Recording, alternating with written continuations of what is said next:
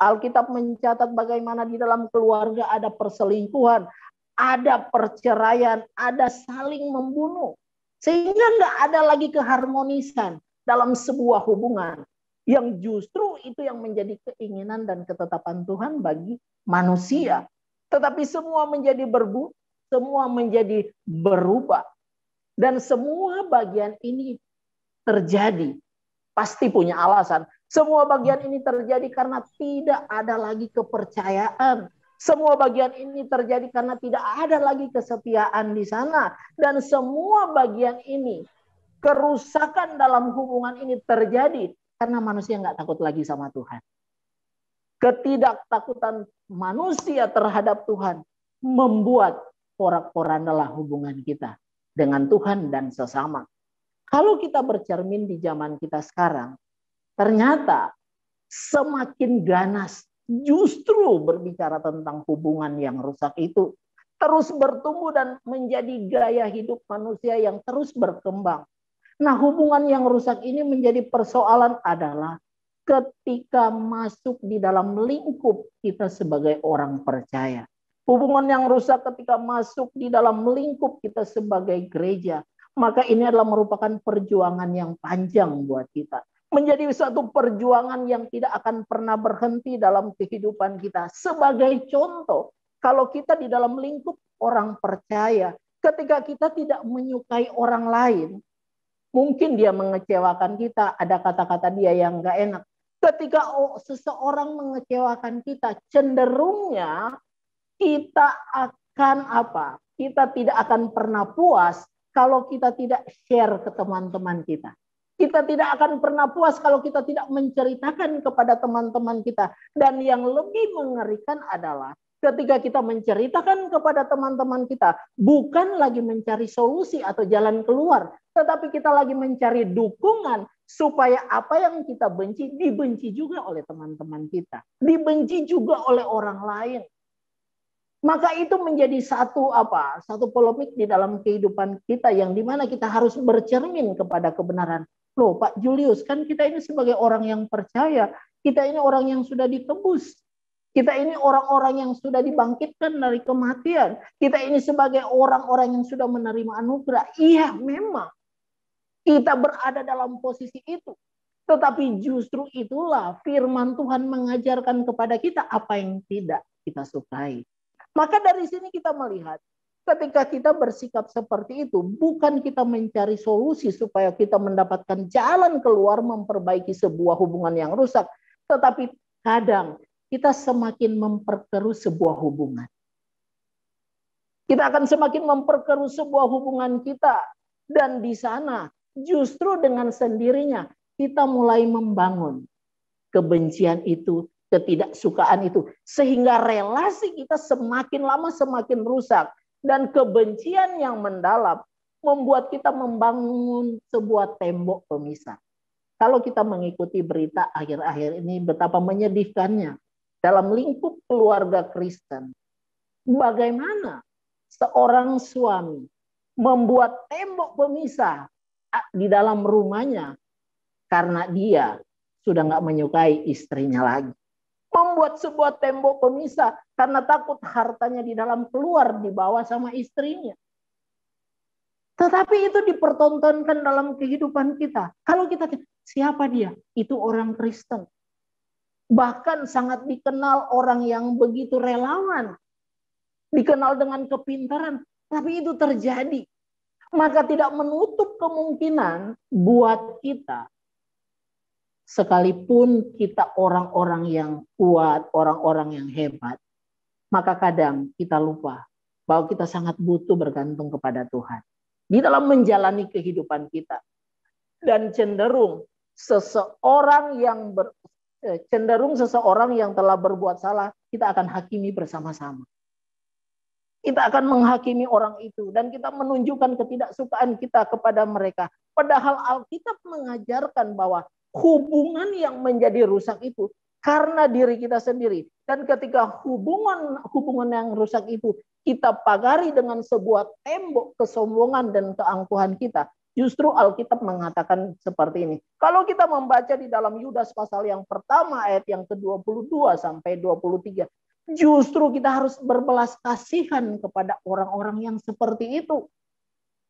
Dan justru di dalam belas kasihan itu kita harus benci kepada apa? Kita harus benci kepada pakaian mereka yang dicemarkan oleh keinginan-keinginan dosa. Bahasa Alkitab mau mengatakan kita harus benci dengan orang-orang yang merusak sebuah hubungan, yang melakukan perbuatan yang salah. Tetapi yang kita benci adalah pakaiannya, yaitu kesalahannya. Tapi cenderung kita akan benci bukan hanya kesalahannya. Cenderung kita akan memutuskan hubungan kita bukan hanya karena kesalahan, tapi orangnya sekalian. Padahal firman Tuhan tidak mengajarkan seperti itu. Orang Kristen dibawa kepada satu pergumulan. Kamu boleh nggak suka dengan kesalahan dia, tapi kamu jangan pernah membenci orang yang melakukan kesalahan. Kamu jangan pernah membenci orang yang merusak sebuah hubungan. Maka sampai di sini, ketika kita membaca bagian ini, dan kita melihat apa yang Alkitab mengungkapkan dalam kehidupan kita. Dan ketika kita melihat hari-hari yang kita jalani di dalam keberimanan kita sebagai orang Kristen. Ketika kita melihat diri kita, kira-kira apa yang kita temukan dalam hidup kita. Maka yang pertama, kita menemukan bahwa adakah hubunganku, adakah relasiku, adakah persekutuanku dengan Tuhan itu baik? Dan yang kedua, adakah hubunganku, relasiku dengan sesamaku itu baik? Baik dalam pandangan Alkitab berbeda dengan pandangan manusia. Karena baik dalam pandangan Alkitab mau digambarkan, nanti kita akan melihat di bagian berikutnya. Maka di sini ketika kita melihat bahwa hubungan persekutuan dengan Tuhan itu kita yang tahu, dengan sesama itu kita yang tahu. Alkitab memberikan sebuah pandangan yang jelas. Rasul Paulus pernah berbicara di dalam Filipi pasal yang pertama ayat yang kelima seperti ini. Ayat yang keempat dia berkata, aku selalu mendoakanmu dengan sukacita. Paulus berdoa buat jemaat di Filipi. Dia berdoa terus-menerus dengan sebuah ucapan syukur. Kenapa? Pertanyaannya mengapa? Karena dia menemukan bahwa persekutuan jemaat di Filipi mulai dari pertama dia mendengarkan firman Tuhan sampai sekarang terpelihara dengan baik. Artinya orang yang mendengar firman Tuhan, mereka memelihara persekutuannya dengan Tuhan. Mereka memelihara hubungannya dengan baik. Mereka terus membangun relasi di dalam persekutuan dengan kebenaran firman Tuhan. Maka kalau kita membaca di dalam kitab Kisah Para Rasul, di sana kita menemukan bagaimana jemaat mula-mula hidup berjuang, hidup sungguh-sungguh mengikuti pengajaran para rasul. Persoalannya bagi kita sebagai orang yang percaya, kita berdiri di mana? Tetapi ada jemaat yang kedua yang kita lihat. Kalau jemaat Filipi begitu meresponi tentang persekutuan mereka di dalam kebenaran itu. Tetapi ketika kita membaca jemaat Galatia, kita menemukan di dalam Galatia pasal yang pertama ayat yang ke-6, justru kata Paulus, aku heran dengan kamu. Kenapa kamu begitu lekas berbalik daripada dia? Dia yang telah memanggil kamu dengan kasih karunia. Dia yang telah menunjukkan kasihnya. Dia yang telah memberikan anugerahnya kepadamu. Tetapi kamu begitu cepat berbalik dan mengikuti ajaran yang lain. Mengikuti kebenaran yang bukan kebenaran. Hanya kebenaran menurut pandangan manusia. Bukan menurut firman Tuhan. Maka dari sini menjadi satu perenungan. Minimal ada dua gaya hidup manusia. Mendengar firman, dia membangun relasi dengan firman itu. Dan yang kedua, dia mendengar firman, tetapi dia mengabaikan relasi dengan firman. Maka firman Tuhan tidak akan pernah berarti bagi kita sebagai orang percaya kalau kita tidak pernah membangun relasi di dalam kebenaran firman. Apa arti sebuah kebenaran firman Tuhan tanpa kita menghidupi kebenaran itu? Yesus sendiri mengatakan, akulah kebenaran itu. Dan Yesus sendiri mengatakan, makananku adalah melakukan kebenaran itu. Melakukan apa yang menjadi perintah dari Sang Bapa. Maka dari sini kita melihat, kalau jemaat Filipi menunjukkan sikap yang luar biasa, jemaat Galatia menunjukkan sikap yang berbeda. Semoga kita tidak seperti jemaat di Galatia, tetapi kita jemaat yang sungguh-sungguh hidup memperbaiki, hidup di dalam kebenaran firman Tuhan. Maka kita melihat dalam situasi kondisi sebagai orang-orang yang sudah ditebus oleh Tuhan. Kita semua orang yang sudah ditebus oleh Tuhan. Tetapi Yakobus mengingatkan satu pandangan nilai kebenaran yang begitu luar biasa. Yakobus pasal yang kedua ayat yang pertama dia mengatakan seperti ini.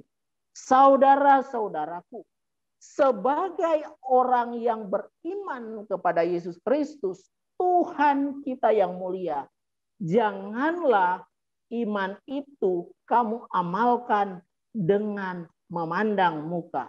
Janganlah iman itu kamu amalkan dengan memandang muka. Artinya apa? Artinya orang percaya tidak boleh pilih kasih. Orang beriman tidak membeda-bedakan. Orang beriman tidak mengenal, oh itu anak emas dan ini anak perak. Enggak ada, Bang. Tetapi di sini mau mengatakan bahwa orang beriman tidak akan pernah memandang rendah siapapun. Termasuk orang miskin yang ada di samping kiri kanan kita. Yang ada di depan hari-hari kita lihat. Enggak boleh kita memandang rendah. Dan dia memberikan contoh. Yakobus memberikan contoh yang begitu menarik.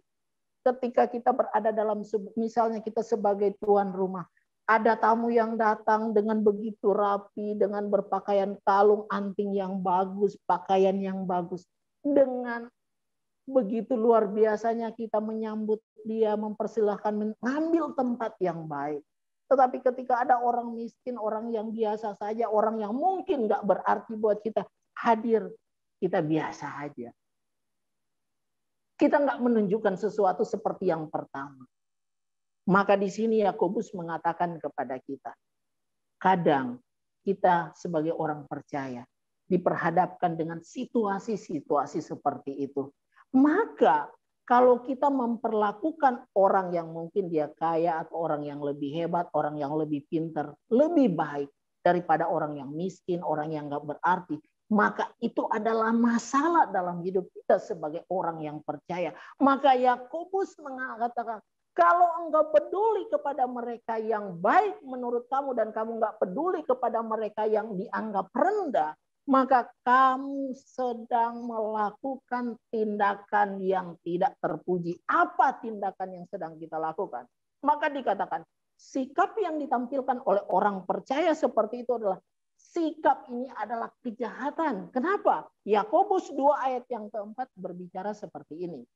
Bukankah kamu telah membuat perbedaan di dalam hatimu dan bertindak sebagai hakim dengan pikiran yang jahat? Perhatikan baik-baik. Bukankah kamu telah membuat perbedaan di dalam hatimu dan bertindak sebagai hakim dengan pikiran yang jahat? Maka ini di dalam lingkup kehidupan kita seorang percaya, lingkup kita sebagai gereja orang percaya, kalau kita masih istilahnya berputar-putar dengan cara berpikir seperti ini adalah merupakan kekeliruan bagi kita. Jangan sampai kita mengalami seperti yang dikatakan oleh Yakobus. Dia mengatakan bahwa kamu telah membuat perbedaan dalam hatimu. Kamu bertindak sebagai hakim dan kamu sudah menghakimi. Dan kamu menghakimi dengan pikiran yang jahat. Maka dari sini kita melihat, ketika kita sebagai orang percaya bercermin kepada kebenaran firman Tuhan dan kita melihat siapa diri kita dan apa yang kita lakukan, betapa malunya kita kalau kita masih serius dengan kehidupan yang justru bertolak belakang dengan kebenaran itu. Maka di sini perenungan penting untuk kita ingat bersama-sama melalui kebenaran firman Tuhan. Yang pertama, Dari renungan ini kita dapat belajar ketidaktaatan dan ketidaksetiaan membawa kita kepada hubungan yang rusak. Artinya apa? Setiap orang yang percaya yang dipanggil oleh Tuhan, dipanggil untuk taat dan setia kepada Tuhan. Itulah hukumnya. Dipanggil untuk taat dan setia kepada Tuhan. Namun, cenderung manusia suka dengan hukumnya sendiri, manusia suka dengan aturannya sendiri, dan kadang kita suka membuat aturan-aturan sendiri. Apalagi ketika kita merasa saya lebih hebat kok dari dia, saya lebih berpengaruh kok dari dia, saya lebih hebat, saya lebih jago, apalagi kita sesuatu yang kita anggap kita lebih hebat dan kita merendahkan orang lain, justru kita sedang menunjukkan bahwa kita bukan sebagai orang yang telah ditebus. Kenapa Yakobus mengungkapkan hal itu? Karena Yakobus mau mengatakan orang percaya yang telah ditebus itu Tuhan tidak pernah memandang muka. Masakan kamu orang yang telah ditebus justru memandang muka kepada sesamamu? Tuhan tidak memandang muka kepada siapapun yang telah ditebusnya. Tetapi kamu yang ditebusnya memandang muka, itu adalah kejahatan di hadapan Tuhan. Nah, ini menjadi perenungan buat kita. Dan kita memikirkan, manusia, kalau kita melihat Alkitab, manusia sudah membuktikan Tuhan pun dilawannya, apalagi sesama. Manusia memang hebat karena memiliki otak yang diciptakan oleh Tuhan. Manusia hebat, memiliki pikiran yang luar biasa. Tetapi jangan sampai kita salah menggunakan apa yang Tuhan beri dalam kehidupan kita. Jangan sampai kita justru memakai dengan cara yang tidak sesuai dengan ketetapan Tuhan. Karena apa?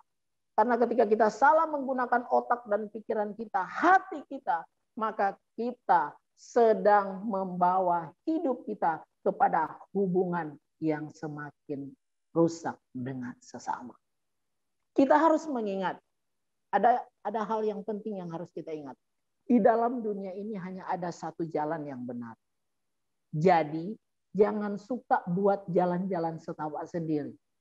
Kadang kita suka buat jalan setapak sendiri. Biar cepat nyampenya. Padahal Tuhan sudah memberikan jalan satu-satunya di dalam diri dia. Tetapi kadang keinginan kita hanya membuat kita membuat jalan. Kadang ambisi kita membuat jalan sendiri. Tanpa melihat jalan yang Tuhan inginkan dalam hidup kita. Adam dan Hawa sudah terbukti, sudah membuktikan bagi kita. Mereka sudah membuktikan bagi kita mereka berhasil. Mereka berhasil dalam hal apa? Mereka berhasil mempelopori, merusak hubungan yang baik dengan Tuhan menjadi rusak. Jadi jangan sampai kita mengulangi hal yang sama. Tetapi mari kita memelihara kesetiaan yang Tuhan inginkan dalam hidup kita. Hal yang kedua mau mengingatkan bahwa iri hati dan kebencian akan berakhir pada hubungan yang tidak baik. Artinya apa? Kedengkian seseorang akan selalu menjadi senjata pamungkas untuk merusak sebuah hubungan. Tak kala persembahan Kain tidak diindahkan oleh Tuhan, Habel dimusnahkannya. Tak kala saudara-saudara Yusuf iri hati kepadanya, Yusuf dikorbankan sekaligus saudara-saudaranya menipu ayahnya. Tak kala Daud mendapatkan pujian melebihi dari Raja Saul, tombak yang tajam hampir menancap di tubuh Daud. Itu yang terjadi.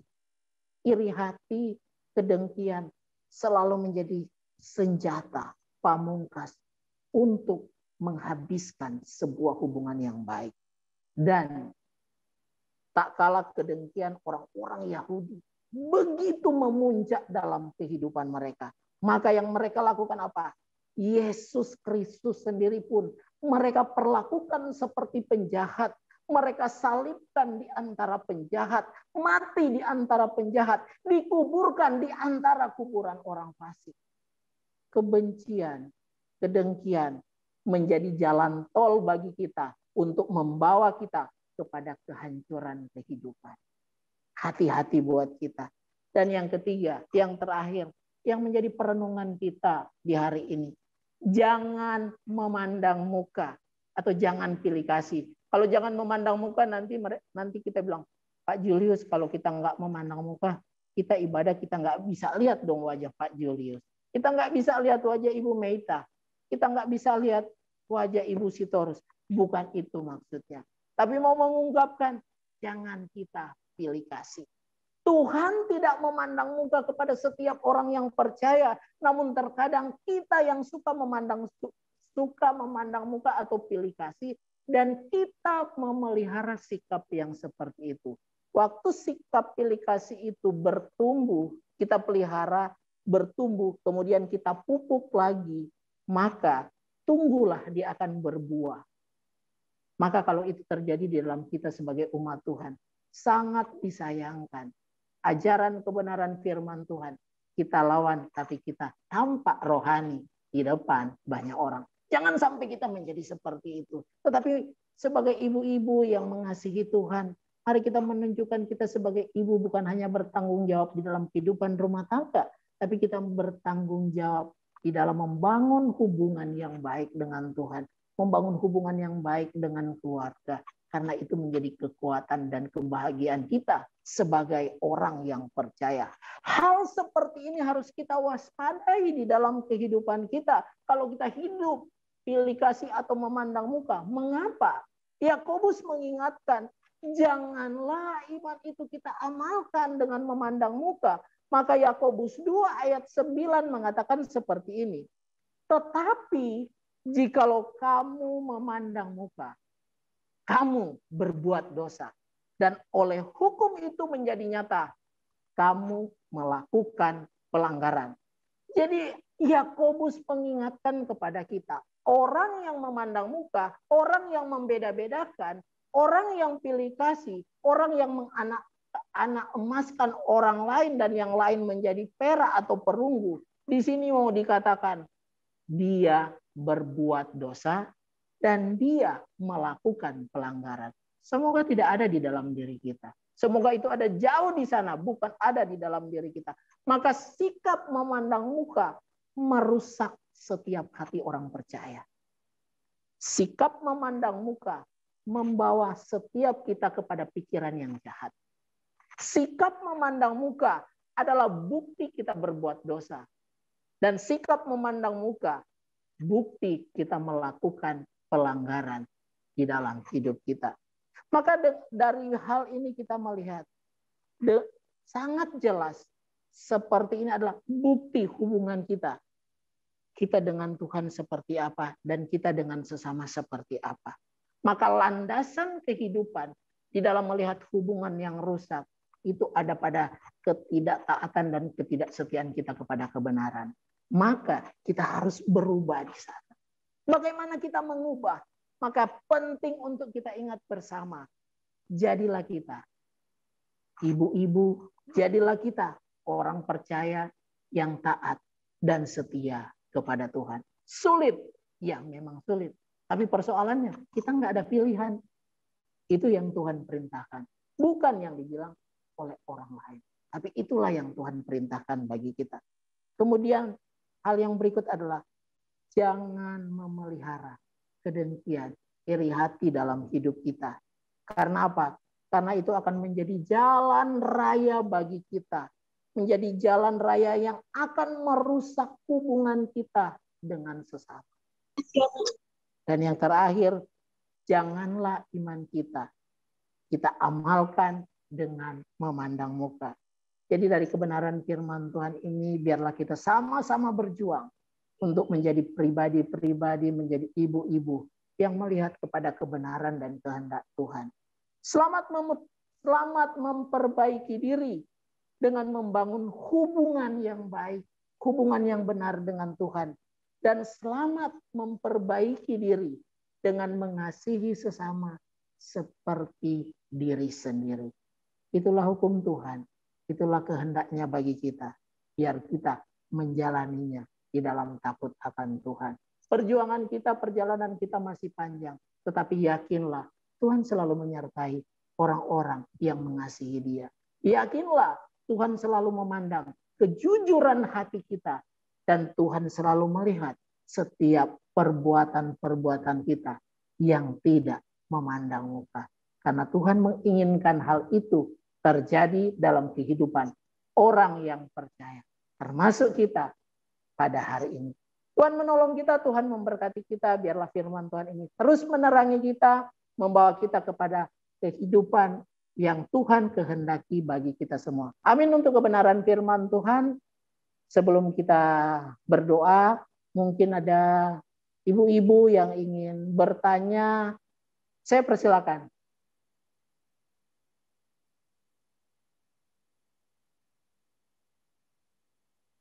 Silakan buat ibu-ibu kalau ada pertanyaan. Ya, saya ada pertanyaan. Ya, silakan Bu. Ya, begini, kadang-kadang kan kita kalau dalam satu keluarga itu suka ada orang yang suka ngatur gitu ya, Pak. Jadi kan atau yang paling besar ya. Kadang-kadang punya sifat mengatur gitu. Itu salah nggak itu, Pak? Jadi kadang-kadang dia suka buat aturan, kalau menurut dia ya harus begini gitu. Jadi udah mungkin karena naturnya sebagai paling besar ya. Jadi sering atur gitu dalam apapun, dalam hal apapun ya. Kadang-kadang nggak cocok, tapi ya namanya mungkin kita berpikir dia yang tertua gitu. Jadi kita terpaksa harus dengar dia punya aturan. Padahal sebenarnya kan aturan yang paling benar tuh ya sesuai dengan apa yang Tuhan mau gitu, Pak. Iya. Iya, memang kadang dalam kehidupan rumah tangga, khususnya dalam keluarga kita, ada orang-orang yang begitu strong, ada orang yang merasa dia yang harus didengar. Padahal kalau kita melihat, sebenarnya siapa dulu orang tua kita? Harusnya kita sebagai keluarga, kita melihat pada orang tua. Orang tua yang berbicara, maka itu yang kita dengar. Kecuali orang tua itu mungkin yang dia sampaikan itu tidak baik. Tetapi apakah salah ketika ada dalam keluarga yang justru harus terus mendengarkan dia selama yang dia sampaikan itu baik dan benar? Saya rasa itu kita meresponinya juga dengan baik, kecuali yang dia mau itu justru keliru, nggak benar. Nah, kita harus berani untuk mengatakan bahwa nggak bisa seperti itu. Tapi selama dia melakukan bahwa oh itu benar dan kita juga melihat itu benar, kita juga harus mendukung untuk hal itu. Seperti itu, Bu Sari. Ya, kadang-kadang suka nggak ketemu ya. Karena ini apa kita kan kadang-kadang bersaudara banyak, Pak. Jadi masing-masing punya kepala ya berbeda-beda gitu. Jadi kalau udah satu yang ngatur gitu, ya ada juga sih yang nggak setuju atau bagaimana. Ya namanya udah jadi terbiasa karena sekarang orang tua udah nggak ada kan. Jadi kita pasti yang didengar tuh adalah yang tertua gitu. Yang tertua ya. Iya, betul sih. Ya memang benar kita harus selaraskan kembali kepada firman Tuhan ya Pak ya. Iya, memang kita harus tetap kembali kepada apa yang Tuhan ajarkan buat kita. Kalau soal dalam lingkup keluarga, persoalan-persoalan itu lebih kepada intern kita memang. Kadang memang kalau keluarga khususnya kalau keluarga seperti suku Batak, memang biasa yang tertua itu selalu yang harus didengar. Apalagi kalau laki-laki kan, harus dia yang didengar. Tetapi ada juga keluarga-keluarga yang melihat, wah enggak juga. Kalau sesuatu yang kurang tepat, mereka juga harus mendiskusikan bersama-sama sehingga menemukan jalan yang tepat untuk mereka lakukan bersama-sama. Ya. Itu. Makasih Pak.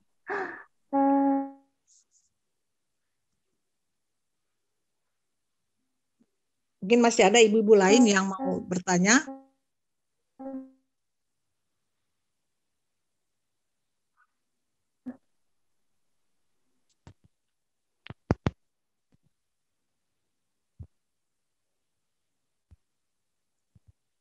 Apa masih ada ibu-ibu yang masih mau bertanya? Silakan atau mau sharing.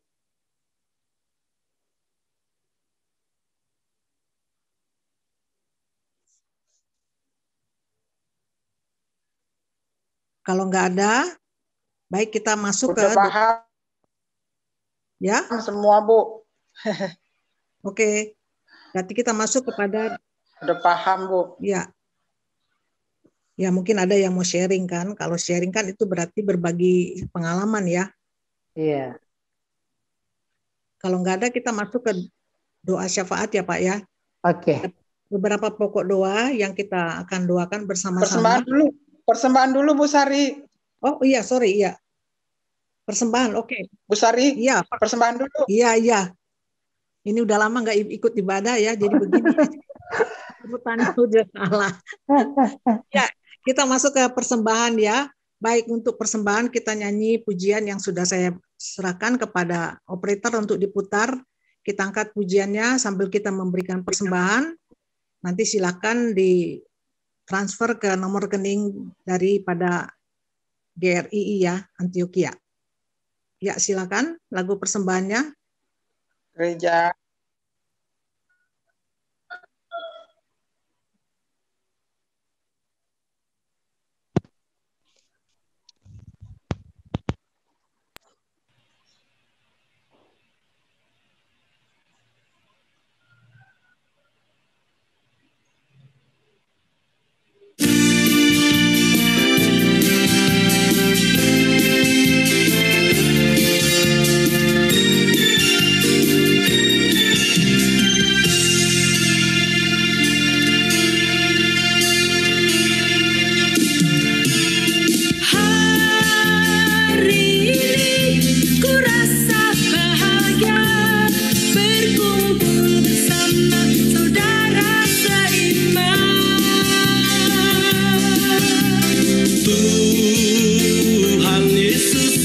Satukan kita tanpa memandang di antara kita, bergandengan tangan dalam kasih, dalam satu hati, berjalan dalam terang kasih Tuhan.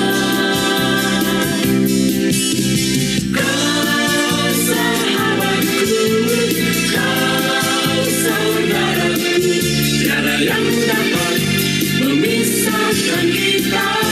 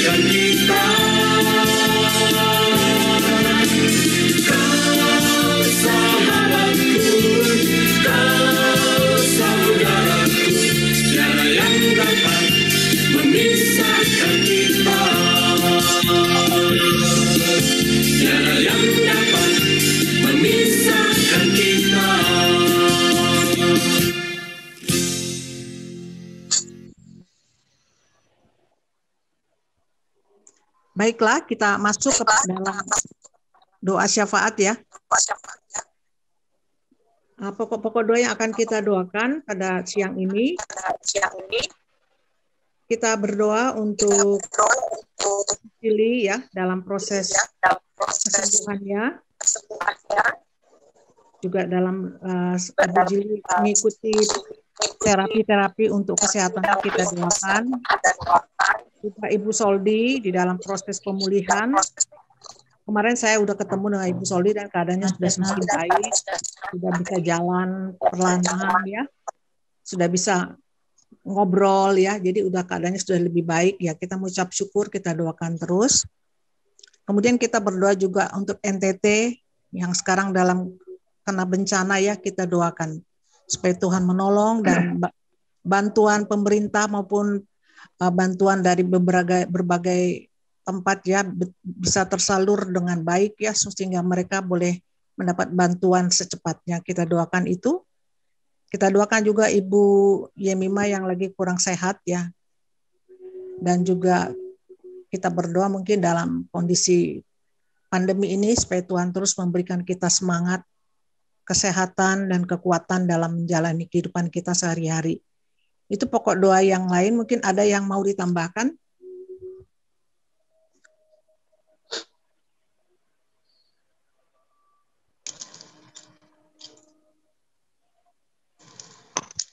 Ada yang lain mau didoakan?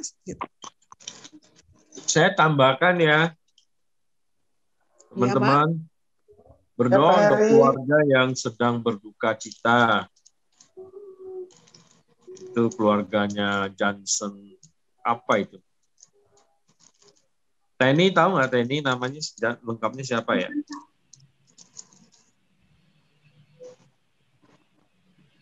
Halo. Keluarga Pak Jensen, Pak. Pak Jensen Pengurus aja ya. keluarga kita. Ya. Iya, Yang kehilangan omnya ya. iya betul Pak. Ya itu saya tambahan dari saya. Terima kasih. Ya, juga saya minta ditambahkan dengan keluarga Ibu Sonyatiwa yang kemarin ini baru dipanggil Tuhan ya, juga karena sakit, tapi bukan COVID ya, tetapi sakitnya cuci darah dan gagal ginjal ya. Supaya dihibur dan dikuatkan Tuhan. Ibu Sonyatiwa ya, keluarganya. Itu dari saya. Kalau sudah tidak ada, saya serahkan Pak Julius yang berdoa. Sorry, Siapa? satu lagi Bu. Ya, Boleh ya? silakan. Ya, silakan Pak. Silakan Pak.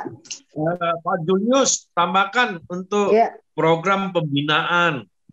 Kan ada juga IYF, ada Bina Dewasa Muda Pasutri, juga kelas PA, ya. Itu Ya. Pak Julius, tolong ditambahkan untuk pembinaan. Terus ada kelas Oke, Pak. katekisasi, dalam waktu dekat ini akan buka kelas katekisasi, ya.